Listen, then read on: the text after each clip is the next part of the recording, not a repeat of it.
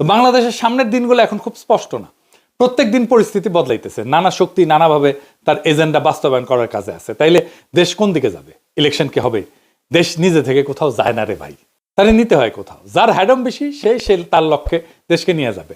তবে একটা কথা বুকে রাখি, অনেকে বলে না আগেই ভালো ছিলাম, আমরা হাসাহাসি করি, ট্রল হিসেবে নেই। যদি বিএনপি ক্ষমতায় আসে তাহলে এটা ট্রল থাকবে না, আপনি বিশ্বাস করেই বলবেন আগেই ভালো ছিলাম।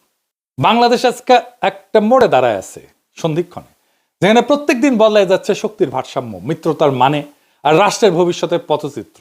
একদিকে পরাশক্তি, আরেকদিকে স্থানীয় রাজনৈতিক দল, সবাই এই ছোট কিন্তু কৌশলগতভাবে গুরুত্বপূর্ণ ভূখণ্ডের দিকে তাকায় আছে। কিন্তু শেষ কথা বলবে কে? শেষ কথা বলবে জনগণ, যদি তারা নিজেদের ভবিষ্যৎ নিজেরা বাইছে নিতে চায়। মনে রেখেন, পরাশক্তিও দেখে আসছি, জনগণের উপরে কোনো শক্তি নাই। জনগণ যেদিকে থাকবে পরাশক্তি সেদিকে থাকতে বাধ্য।